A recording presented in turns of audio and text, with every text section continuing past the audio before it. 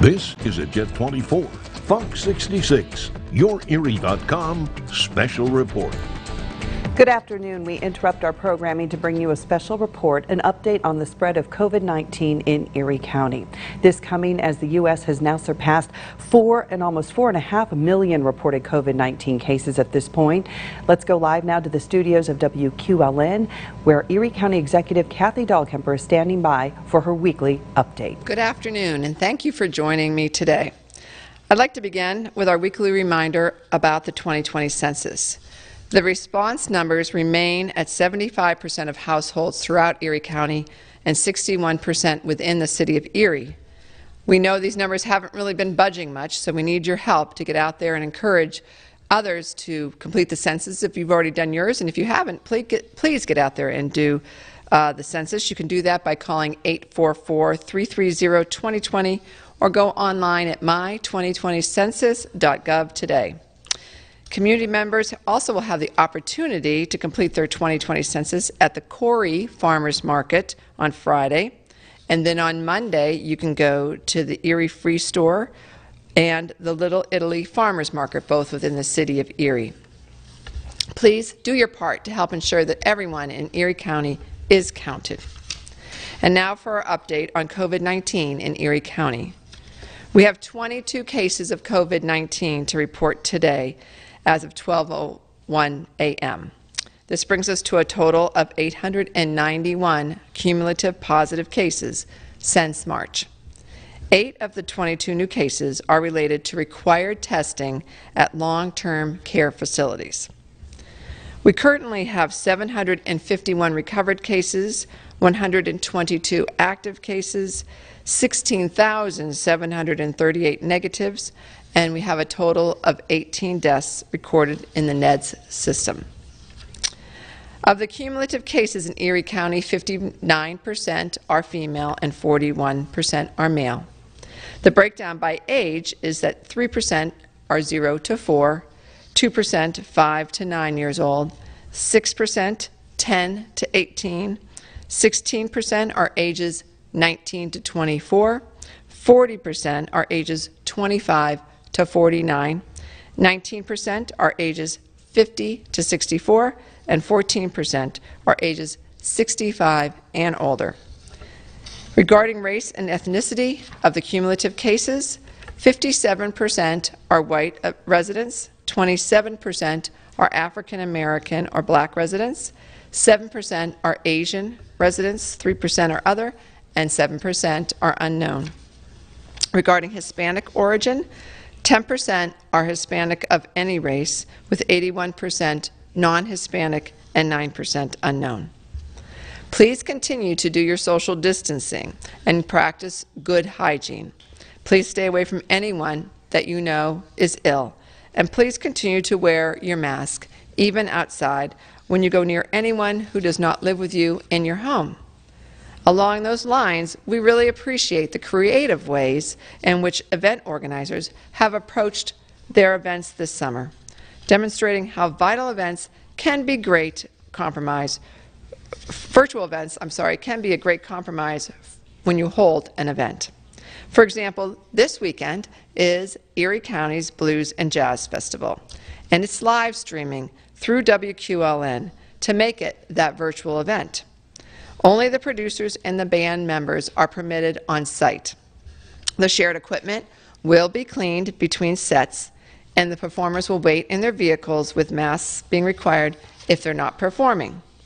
So you can tune in to WQLN via radio or television, pull your TV or radio outside, and let the music waft through your neighborhood this year.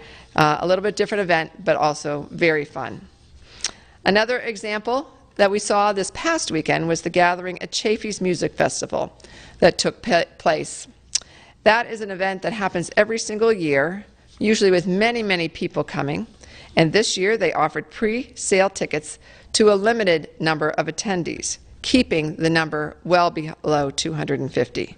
Masks were worn anywhere on the property except if people were in their own campsite. Socially distanced sites were marked on the ground for family units to watch a concert in person. They used hula hoops to make circles for people. Hand sanitizer stations were placed throughout the area, and hand sinks were placed at the restroom areas. So if you're planning an event and trying to figure out how you can do it safely this year, I encourage you to send your plans and contact the Erie County Department of Health in advance of your event so that those professionals there can assist you with providing options, again, that will keep you and all of your guests safe.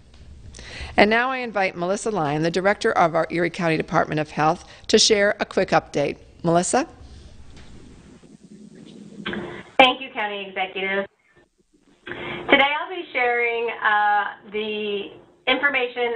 There's been great public interest and questions around a second wave or a fall resurgence of COVID-19 infections. The timing and severity of a COVID-19 wave in the fall or the winter are very uncertain. But I can tell you the past experiences and what we have learned with the 1918 and the 1957 influenza pandemics point to the possibility of a resurgence. So despite the ongoing response to COVID-19 pandemic, we cannot lose sight of other significant public health issues, including influenza. Influenza affects every country every year, and it takes its own deadly toll. We can be certain that co-circulation of COVID-19 and influenza will worsen the impact on our healthcare systems throughout the nation. Almost nothing is known about the interaction of influenza virus and COVID-19 within individuals. We do not know if a co-infection increases the risk of severity of illness or amplifies even virus shedding. So, the Southern Hemisphere influenza season is just beginning, and it may provide some clues as to what we can expect in the Northern Hemisphere later this year. But we must ensure that influenza remains a top priority. The prevention of influenza must remain a top priority.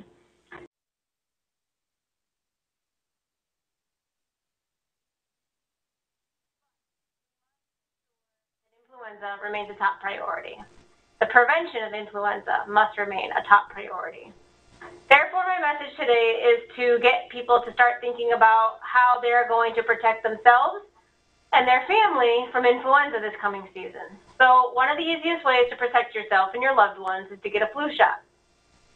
Our most vulnerable populations, our loved ones, our grandparents, young children, newborn, and those that are immunocompromised are potentially facing one of their hardest seasons. It's their greatest risk this fall because there will be co-circulation of deadly viruses. And that's very concerning for us as public health practitioners. So the best way to protect those that we care about this year is to wear our mask. We still will need to socially distance. We're going to have to practice good hygiene. And I'm going to add one more thing to your list. It's get a flu shot. If you've never or you rarely receive a flu shot, we urge you to get one this year. And if you always get your flu shot, please continue to do so, but also advocate that your friends and family get one too. It's so important this year that we take extra precaution around influenza. Last season and the season before were two of our worst influenza seasons. So we are very concerned what can happen this fall. So again, I just encourage you to add one more thing to your list. Make sure you get a flu shot this year. I hand it back to you, County Executive Dahlkemper. Thank you, Director Lyon. I'm also happy to welcome Kathy Howard today. She's the Director of Operations at Community Health Net, and she'll provide an update on testing that's taking place at that facility. Ms. Howard?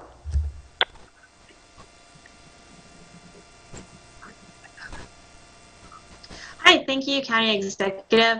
At Community Health Net, we have started testing our patients a few weeks ago, and it has gone very successfully for us. We do not test inside the building. We were able to set up a field office outside of our 1202 State Street location and have all of our testing done outside, where we have a negative airflow unit within our office out there. So that way the air is circulated on a rapidly base and it's clean for all patients that come in to be tested. Currently, we are testing the majority of our own patients, so any patient that is a Community Health Net patient can come in and get tested with after doing a telehealth appointment with their provider. We have our providers set up to do telehealth as well as in-person visits, but we are still trying to keep anybody that has any COVID-related symptoms outside of the building and to encourage them to do telehealth with our providers.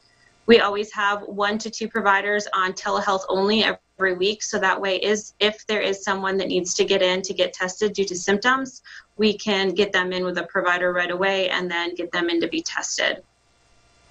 Right now, we are only testing symptomatic patients. And so that just to go along with the PA Department of Health guidelines and all the other guidelines that there are, is that in our area, it's just testing symptomatic. If there is an individual out in the community that is experiencing symptoms that does not have a primary care provider and does not have insurance, I would encourage them to call us. We can set them up with a PCP and a telehealth appointment with one of our providers, so that way if they meet criteria to get tested, we can get them tested. A lot of the time, with the availability for our providers to do telehealth, we're able to get patients tested same day or next day instead of a long wait time for testing. Thank you so much, and it's great to have another partner as part of the testing being done in Erie County, and I appreciate all the work that your health system does for all the citizens locally. And now I would like to turn it over to the media for questions, and we'll start today with the Erie Times News. Hi, Kathy. It's David. A real quick math question on the stats that you gave out a little bit earlier. You said there were 22 new cases. The total cases I have, 891. That's only a 20 case increase from yesterday's number of 871. Can we find out if there was actually 20 cases today or if the number is 893? The number of cases, I believe, is 22. The math may be wrong on my talkers, but I will try to find out for you. Okay, because the State Health Department also reported 891 for total cases. That's why we reported 20 cases for today. So there's a discrepancy. Well, let me ask Director Line. Let me ask Director Line if she has any clarification on that, because she's in front of her computer and I'm not. Okay. Thanks, County Executive, and David, it's nice to hear you. I was actually scrambling through my report here quickly, and I haven't put my fingers on it yet, but we will make sure that we get clarification. I did see two sets of numbers circulating, 22 and 20. I took the 22, I believe, off of the appropriate report, but please stay tuned. Sure thing, no problem. And Melissa, the other questions for you as well. The letter that was published earlier that you signed and many physicians from around the area signed, asking people to wear a face mask and take precautions. What led to that letter coming out at this specific time? Was it a concern over an increase in number of cases in the last couple of weeks? The other question for you as well. That particular letter was agreed upon through the chief medical officers meeting that we hold periodically. They had been weekly, and now we moved them back, I believe, to monthly. And we're following the lead out of the Southwest as well. And if you can imagine, out of the Southwest, they were having a resurgence or an uptick. Before we were here in the Northwest, we just found that it was prudent to go out with a letter with those statements. I hope that's helpful. Okay. And is there a concern about the increase in number? How concerned are you about the increase in the number of cases the last couple of weeks? As for Erie County, Pennsylvania, I can speak that right now they're still manageable, and I like to be able to use that word as they're manageable. We're able to get disease investigators assigned quickly and contact tracing done quickly. So right now, this is manageable. I think we were talking on a phone call earlier today, and I'm looking forward to the day that we have 0 case, and another 0 case, and another 0 case. So that's the long-term goal. Thanks. Thank you. Jet TV. Good afternoon, Kathy. It's Star. As we get around to the school year just weeks away, how confident is the county that sports can be played safely? Well, I just want to start by saying that the County Health Department team has been working diligently with all the school districts, and each school district has their own plan, and we've been helping them with the guidance that's been brought forward on all aspects. And in fact, today there's even a special training going on. But in terms of sports, you know, there's always an inherent risk when you bring people together. It's very difficult sometimes to keep a mask on while playing sports, and there are guidances out there for that. And I'll again see if Director Lyons wants to add anything further onto the sports piece. The only thing I would add is that we do field questions regularly. We're trying to assist all of those that want to continue to hold sporting events, but the masking and social distancing requirements are very much a part of that. I think the piece that I would add is we have seen or there have been reports that sporting activities are occurring without following those precautions, and that is concerning. So for those that are listening, as you're getting the guidance about masking, even masking in play, if you are spectating, making sure you're social distance and wear your mask when you're spectating, that's going to go a long way for our community and the number of cases that we see. Okay, thank you. Thank you, Star. Erie News Now. Hi, I'd like to follow up even a little bit more on that if I can. In both of your perspectives, both Director Lyon and County Executive Dahlkemper, as we approach school starting here and with school sports potentially ramping up, PIAA meeting today, both of you, your gut feels, are we better off without sports, or is that something you would like to see go forward? I don't personally have a opinion one way or another, but I do say with caution, we've certainly seen already here on the National Baseball League, for example, an outbreak, particularly with one of the teams, and I expect that you're going to see more of that. Again, you have to think about the people getting together, breathing heavy while they're playing that sport. Do they keep their mask on? Do they not? And as Director Lyons said, I myself have driven around and just go by a baseball field, for example, and seeing that the coaches, the refs, the players, the spectators, no one wearing a mask. Those are the kind of things that concern me, because you're bringing lots of people together in a situation that could be potentially very dangerous. So the precautions, I think, we need to double down on the precautions when you're in those situations. But I'll let Director Lyon give her thoughts. Thank you. So the idea of having sporting events either being canceled or delayed, I know it's very disappointing for the community because we do spend a lot of time recreating in that fashion. However, I think you've heard from county executives that as more people are together in that type of activity, we are increasing the transmission of virus among the players and potentially among the spectators, depending on how the spectating occurs. I think the best thing is to really double down, do the best that we can do. We're going to learn as we go forward if we can truly continue to have sporting events, even using the precautions. We will sort of watch what happens on the national platform, and I'm sure the state will take that into consideration and then advise at a local level what happens next. Thank you. Director, I'd like to follow up on that if I may. Do sports create that opportunity for a super spreader event where you've got a Friday night game, a student doesn't know he or she is sick, infects teammates and opponents, and then they go home, spread it to more people, more students in the school? How big of a worry is that?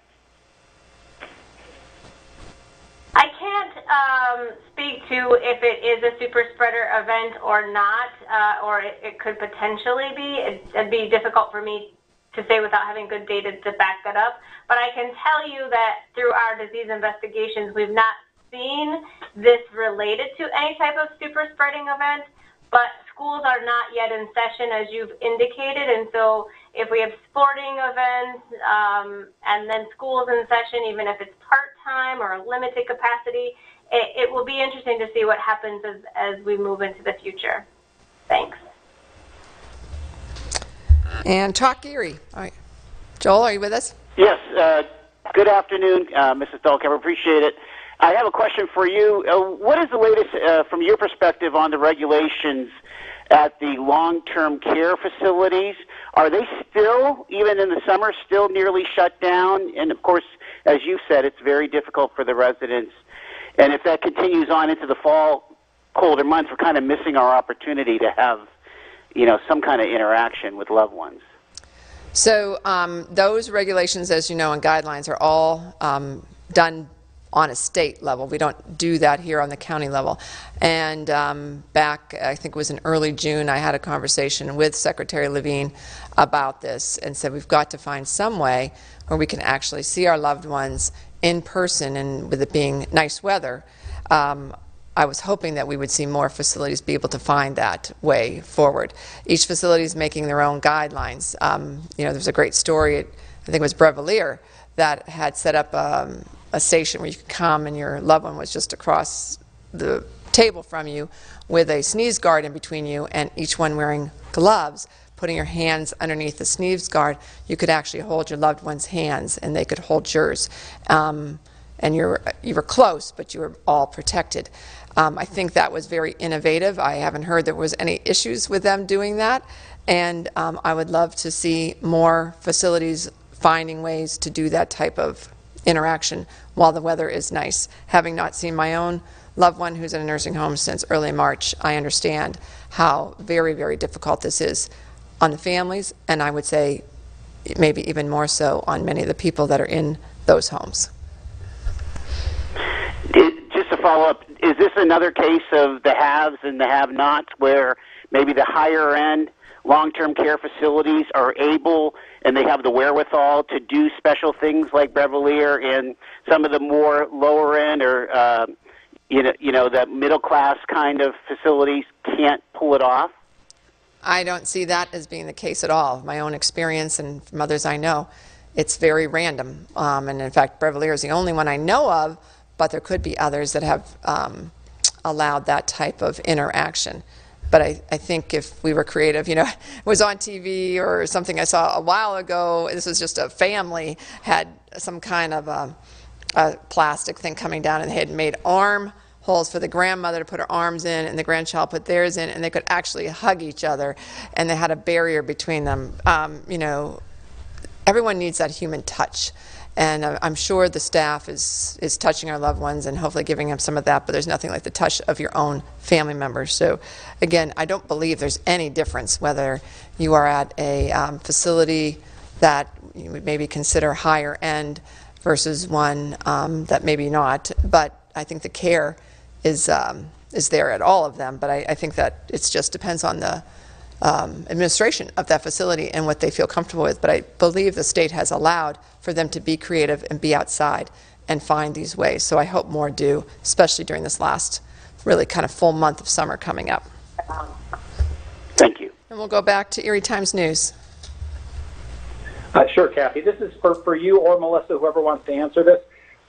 In recent weeks, have we seen outbreaks? I think Melissa mentioned that there haven't been any outbreaks related to sports. There's been individual cases relating to sports, but not outbreaks. Has there been any events as we've gotten into the middle of summer that have been tied to a particular event or type of event in recent weeks that have led to multiple cases of COVID?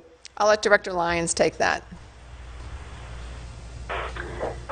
So we have daily briefing calls and meetings, and there has not been anything brought to my attention that has been causing a significant outbreak, whether it was an event or a facility at this point. So it just sort of seems that cases are trickling in throughout the community. So nothing unusual to report. Okay. And then on a different subject, how much pressure is there, Kathy, to increase the seating, and I know this is a statewide decision that has to come from the governor's office, to increase the occupancy rate for restaurants to 50%. I'm hearing anecdotally that the 25% is really tough for local restaurants. Is there a chance that they can go to 50% in the near future? So I can tell you I haven't been receiving much pressure from restaurants. I think as the weather's good here, restaurants have been very creative in finding some outdoor space. I think many restaurants are also concerned about how they would put 50% occupancy in there safely. And I think it's, anecdotally, I don't have the data to back it up, but it seems like it's helped keep our numbers from, really spiking as they did and have, and they continue to, for example, in the Southwest Pittsburgh area.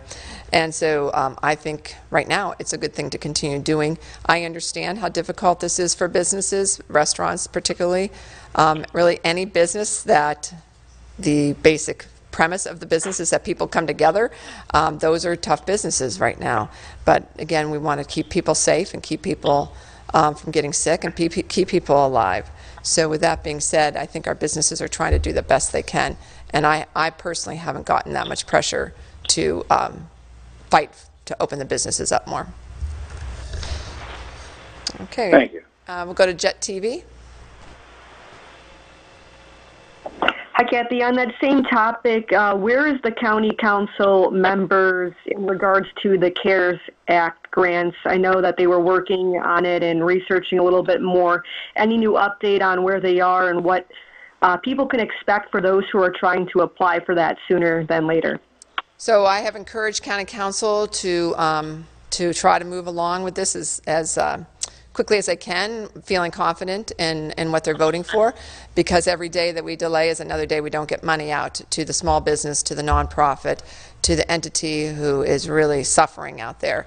And we need to get this money out by December 30th, so we have a very, very short window to get $24.3 million into the community, which I think will go a long way towards helping our economy. So I encourage county council to understand the task force has been working diligently on this for almost 2 months. Much research has gone into the proposal we put forward, and I asked them to vote on it sooner rather than later, but I have not heard yet when they're going to hold their special meeting. And I hope they don't wait till the 11th of August, but that could be a potential date that they would vote on it also. Okay, thank you. Sure, Star. Erie News Now? Hi, I'd like to follow up on the 25% capacity rule with restaurants. We had owners of 3 different restaurants on our news last night talking about how difficult that 25% rule is. What is your message to business owners who are going through this, who feel like they're kind of taking the brunt of this here, paying for the situations in other parts of the state where cases aren't manageable like they are here? Just your message to them as things stay relatively stable here and yet they're losing business. So we need to keep our numbers low in Erie County. In fact, as Director Lyon said, we would love to see the day where we have days in a row where we have 0 cases. People need to be wearing their masks. People need to be staying socially distant to keep our businesses open. And if our numbers would spike a lot, what we'd have to do is close down those businesses, and we don't want to do that. So we're trying to keep the businesses open as much as possible. Again, we have this window of time where the weather is good, and I understand, again, how difficult it is, and this is the virus. This is not the state or anyone else who's causing this to happen. It is the virus that is causing this to happen. And the virus is tricky, as we've said. The virus is always out there looking for its next host. And when you bring people close together inside, that's a very dangerous situation, especially if they don't have a mask on, and you cannot wear a mask and eat. So that makes the situation inside restaurants very, very difficult. And as much as I empathize and sympathize with these businesses, we have to keep the public safe. So if they would encourage all their employees and all of their customers and their neighbors and their friends and everyone else, and we would all do this, that we would all wear our masks every time we're outside of our home and not with others that we live with, we really could get to those days where we would have 0, 0, 0, one day after the other, and our kids could go back to school and be safe, and people could go back to restaurants and be safe. Other countries have done this. Other countries are back to much more normal living than we are, but we have not done those very simple things that we've been asking people to do for many months now. And until we do that, unfortunately, we're going to be in this situation. Talk Erie? Yes, hi. This is a question for Director Lyon. Melissa, one of my Talk Erie listeners is asking about what the health department is doing to protect the public from the toxic hand sanitizers that have the different kind of alcohol that are infiltrating in from foreign countries. Is there an action plan for that locally? Thanks for the question, Joel. I'll be honest, that's not really been on my radar screen or in my conversations. Typically, if there are recall products, that usually comes through the FDA's website and recalls happen, but it sounds as if this might not be going through the normal chain and therefore maybe going unidentified. So I really can't speak to it beyond that at this point. Okay, yeah, they were saying that, just like most of us, when they enter a facility, they're looking for hand sanitizer because they just touched a door, and what's out there is that other kind of alcohol that is actually very dangerous to the skin and to people. So thanks for the answer. I appreciate it. My advice would be to carry your own little hand sanitizer. Get a little bottle, put the hand sanitizer you don't react to, and keep that in your pocket or in your purse. That's what I do. Keep one in my car, so I utilize that a lot. So I just would recommend that to people. Erie Times News, do you have any last questions? Yes, just an update. We've known about the high school athletes that have tested positive out of Fairview and McDowell. Have there been other high school athletes that have tested positive? I'm going to turn that over to Director Lyon. If she has more specifics on that, I'm not sure. I don't have any additional information about positive athletes, David. Okay. All right, thank you. Star, Jet TV, do you have any final question? Yes, Kathy, one final question. Is the county going to enforce the 250-person rule at sporting events? And any complaints about the Erie Speedway's car events that they've been having over the weekend? So I'm going to allow Director Lyon to speak if she knows anything about the Speedway, because I'm not really sure about that. And but we are enforcing 250 person events. I will tell you the Chafee Gathering was one of those that we had inspectors go out and just to make sure that we had given a food permit, and they were doing everything as they had said they would, and they were, and that's what we love to see, and we love to see entities like that following the guidelines, doing the best they can. And I'll have Director Lyon speak to the Speedway if she knows anything about that. I don't have additional information about the Speedway as far as complaints coming into the complaint line. Typically, those are discussed on a daily basis. I'll be honest that today's meeting was sparse because we had individuals out of training. So I don't have additional information on complaints on Speedways. But I can tell you that every complaint that comes in is investigated. Just as the county executive had indicated, we received complaints over the weekend as well.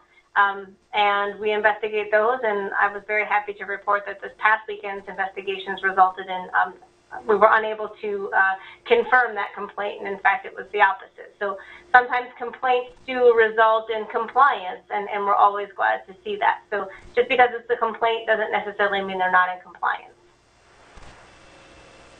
Thank you. Thank you. Erie News Now? Final one, just looking for some clarification. Reported 18 deaths today. The state reports 15. Just wondering why the discrepancy there. I'll let Director Lyon speak to that. Sure thing. So there are two death reporting systems. There's an electronic death registry system, and then there is the NEDS electronic disease surveillance system. They categorize deaths differently, meaning depending on the death certificate where the COVID-19 complication is listed, results whether it gets counted as a death or not. So in reality, I can tell you that there are at least 18 COVID-related deaths, and it's just a way of looking at data differently in which system you're reporting out of. Thanks. And Talk Erie, final question. Yes, and anybody could answer this one. Why do you think there is this discrepancy with more females getting COVID than males? Does it have to do with the type of essential work that people are doing and they're getting COVID that way? Because it's not intuitive that there'd be more female cases in Erie County from the whole party thing and the family gathering thing, but maybe, what's your thoughts on that? I don't have any data to back anything up, and as we saw in the beginning in China, it was actually more males, many more males than women. Right. And so I had read somewhere that a lot of men smoke in China and most women don't. I don't know if that had anything to do with it. So I think this will be something that the data people and the epidemiologists and such will be looking at even more in depth as time goes on. Director Lyon may have something else around this. I'm not sure, so I'll let her chime in. Yeah, I think this data puts you in a position where you want to speculate is what's happening, right? And so speculation is probably not a great place for me to be in, so I don't want to speculate anything around that. I am interested in what we discover as time goes on and we take a look at that data. Our numbers are small. It might be a bit of an anomaly here, but I'm sure as we go back and review data and really look at each case and the nuances around each of those cases, we learn more. And I did want to also circle back around to David's, thank you for finding the error in our ways for the 20 cases versus the 22 cases. I have an internal staff member that said, oops, that was my fault, it is 20. So our apologies are extended, it's 20 cases today, so thank you. Thanks, Melissa, appreciate that. Yes, thank you, Director Lyons, for getting that clarified, and thank you, David, for bringing that forward. You know, everyone's human, and we try to get the right numbers out there, and we're always fixing the data as new data comes in as clarified. So as with those two death records, one saying 15, one saying 18, again, data is only as good as, I guess, a lot of factors around that. I have a friend who's a big data geek. She's probably listening now, and she always tells me, you know, the data's got to be right, which I agree with, so thank you, David. There's been a lot of talk about sports today, and so I do want to talk about one of our star players, which has to do with sports, and that's Elk Valley Golf Course. Now, golfing has been shown to be a sport that most of us can do very safely if we take the proper precautions, and they're definitely doing that out at Elk Valley. They have a bold sign on the door that says that their masks are required. They spray painted masks in huge letters in 2 places. They have garbage cans making a barrier to the door so that nobody can go inside. They have porta potties set outside the door, and then all transactions are done from a takeout window. And then they sanitize the carts after each person's use. So thank you to that star player, and those of you who want to get out and golf, you know, go to a place such as Elk Valley, and I'm sure other golf courses are doing well too, but make sure you're comfortable with that business that you go to, and if you're not comfortable, go to someplace else where they're actually following the guidelines and doing all the right things. Most of our businesses, as I continue to say, are really striving their best to follow the guidelines and provide for you, their customer, the best possible experience in the safest possible way that they can do that. So in the meantime, let's all of us do our part by staying 6 feet apart, keeping our social distance from those people we don't live with, washing our hands with soap and water for at least 20 seconds, using hand sanitizer when we cannot get to a sink and soap, sanitize surfaces regularly that are high touch particularly, and always wear your mask when you're outside and near people that don't live with you in your own home. So I ask you to please continue to limit your goings and stay close to home. Please stay safe during these days, and please stay calm. I look forward to talking to you again next week.